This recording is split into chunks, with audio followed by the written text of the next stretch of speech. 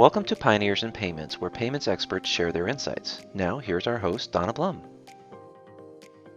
Hello, everyone, and welcome to this edition of Pioneers in Payments. Today, I have the pleasure of speaking with Peter Goldfinch from Payment Consulting Network. Welcome, Peter. Thank you. Pleasure to be here. I'm so glad you were willing to join us today. Peter, to get us started, would you be willing to share a little bit about yourself, your background in the payments industry, and the Payment Consulting Network? Yeah, I can do that. You can probably tell from my age, I've been in the payment network for over 30 years. So I've sort of traveled from the original ATM networks that were installed through to FPOS cards, smart cards, mobile banking, and mobile cash systems, real-time gross settlement systems more recently. And now I've got a particular interest in financial inclusion with the emerging economy. So it's been a long career. In about 91, with two colleagues, I formed a business, a consulting business called GFG Group. We established that as a consulting business, but over time it moved into more a software business. And that was sold in 2016. But I'd left the company by then. I'd done a short stint with Visa in Singapore as their chief technology officer for domestic processing. And then after that went back into the consulting business, which I've been involved in ever since. PCN, what we refer the company to, is a network of consultants, independent, and we work under that umbrella. It's based in Sydney. Many of our consultants probably a little younger than me, but all been in the industry for some time. And they're scattered throughout Australia, but also they're consultants based in Europe and in Asia that are part of the group as well. So it's assignment for someone like myself. It's an assignment by assignment business, and I also publish articles with them as well. So, and in recent years, I've got into being an author. So I've written one book, about to publish hopefully my second book. So that's really what I enjoy currently doing. But also working on an assignment in the Caribbean as well. So, wow. We get around. I've worked in probably 50 countries globally. I was noticing that on your LinkedIn profile. I was like, oh my goodness. Yeah, it's been fun. Most of my life I've been down in New Zealand. And Australia, of course, is only a couple of hours away from New Zealand. And it's the bottom of the world. So if you're doing assignments in places like Russia, I timed it once. It was a 46-hour trip from door to door. So there's a lot of travel involved in those years. And I still do. I still enjoy traveling. Very good. Would you mind sharing with our audience what your new book is about, what the topic is? Yeah, it's about financial inclusion. Financial inclusion has been concentrated mainly on opening accounts, and on many of those accounts, probably I think that 60 to 70% of them are inactive. So the book is about really how driving that activity rate up, what has to happen, and it's probably broader than financial inclusion because I do cover what's happening in the developed countries as well as the emerging countries. And I use India and Kenya as examples. Okay. Yeah. Okay. Well, I look forward to hearing some news when that book is finally published. Do keep us posted. So to kind of go ahead and launch into the conversation here today about what's happening in the payments industry, what would you say is the most notable trend in the industry today? I think the big trend is towards real-time payments. Some refer to them as instant or faster payments, or I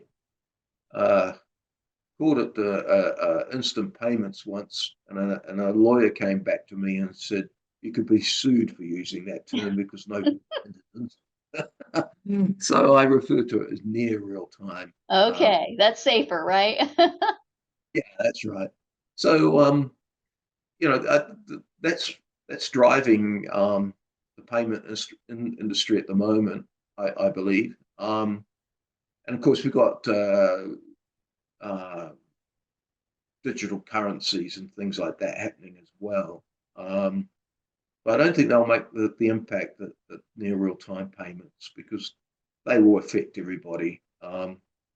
And it also drive the economy, because if you can speed up the flow of money and the working capital for people, for businesses and on small sole traders is improved because they're getting paid immediately, then that's going to stimulate economies, especially in the emerging world.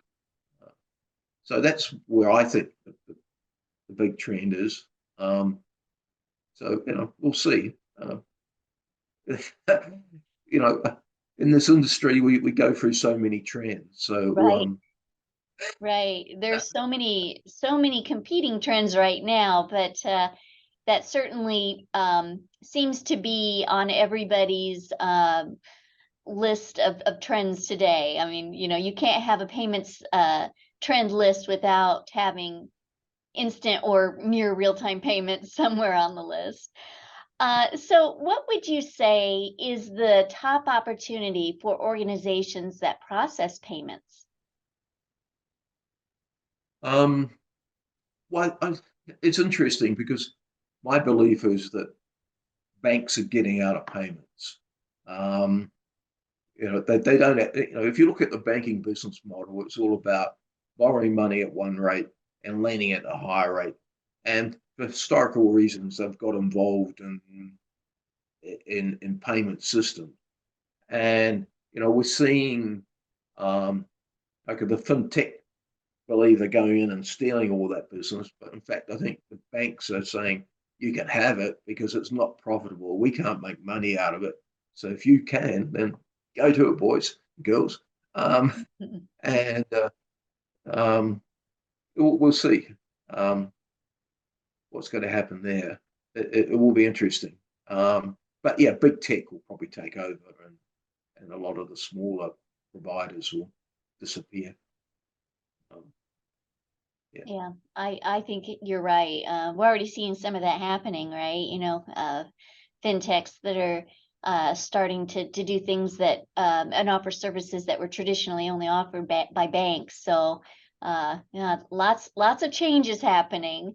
Oh, So yeah, and even as some countries, we're seeing bank branches becoming cashless. Um, and banks don't want to deal with cash. And also, we actually, I was at a conference in Singapore, and people were mentioning that in Europe, they're starting to surcharge for cash. So if you want to pay for something with cash, I'll add another 10% on the bill. oh, So wow. business are walking away from it as well. So interesting times.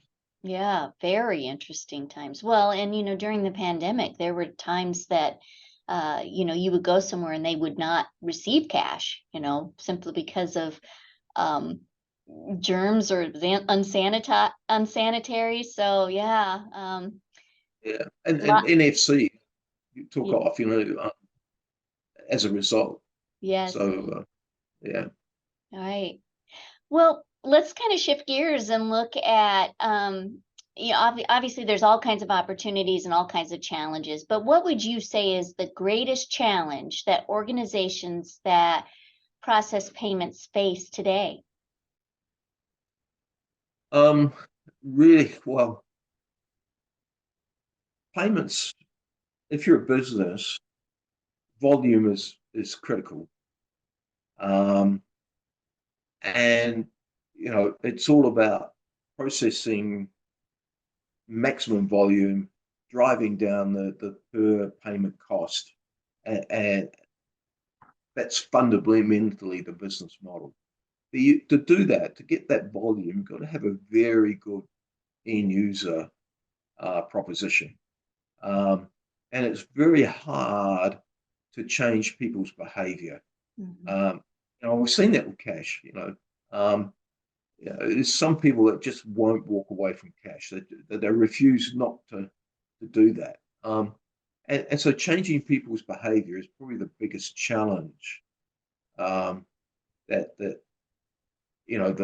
those entering the business are facing. They've got a very strong proposition.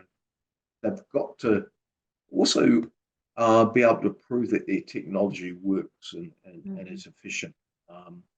So yeah, it's tough to get into this business as a processor, as a provider of software solutions.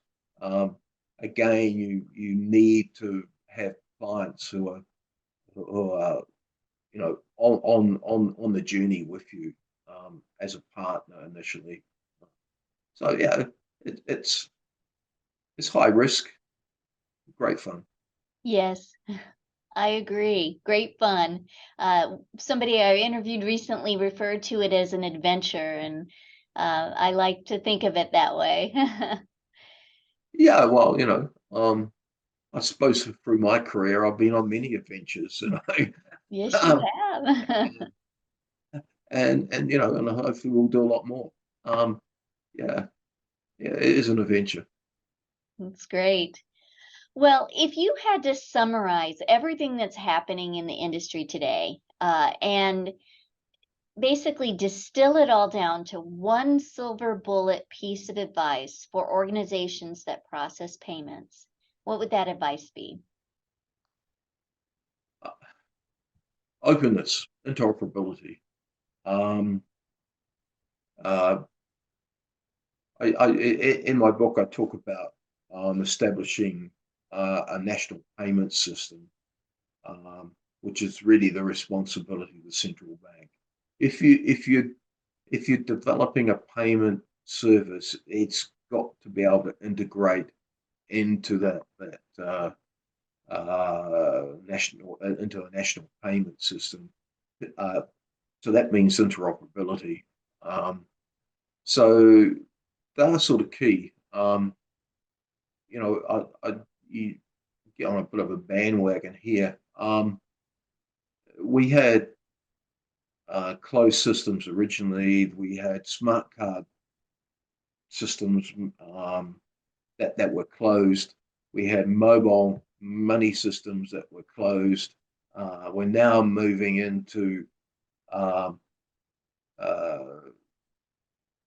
sort of E or D cash systems which are closed, and that they've all failed, because they just don't have that interoperability part to them. Um, yeah, I think that answers your question. Absolutely. Yeah. So before I let you go, Peter, I wanted to make sure that our audience knows how to learn more about its PCN, right? Where would they go for more information about this group of consultants? Um, Fundamentally on LinkedIn, we have a pretty good profile there, um, and so that's where I'd advise people to go to. It's and we're always putting up articles and so forth, content on LinkedIn. Um, so that's where I suggest people go. Okay. And are the consultants located worldwide? Yes, they are. Yeah, yeah. Okay. All But right. there is a concentration in Australia. But, Okay. there are consultants, and many like myself, I'll hop on a plane and go anywhere. So, um, you know, so yeah, we're flexible. Well, and then there's also these kinds of meetings. I'm in Omaha, Nebraska, and you're in Sydney, I'm assuming, or Melbourne, I'm in country Victoria, which is just Victoria. out of Okay. So Melbourne. Yeah. it's a Monday for me and it's a Tuesday for you. So you know this kind of technology certainly makes the world a lot smaller. You can do business anywhere. Well, the thing is that these days you got to work 7 days a week, um, because of differences, right? So Right. your Friday's my Saturday, right? So, Yes. um, and I got to work Monday because Monday's a working day here. So maybe we might get Sunday off. Well, and then in your free time you write books, so you don't get any time off at all. Uh, yeah, that's true. And other stuff. Get a game of golf on occasion. Good, good. You gotta get all work and no play. That's not the way to live a life. So, well, That's Peter, right. I just want to thank you so much for your time today, and I look forward to sharing this interview with our audience and pointing them to you if they'd like to get in touch and learn more about PCN. So, thank you so Yeah, much, and have a wonderful day. yeah, and thank you for the opportunity. Um, our day is beautiful here. We've got 30 degrees, so you're probably in snow or whatever, but you have a good day. Okay, you too. Thank you.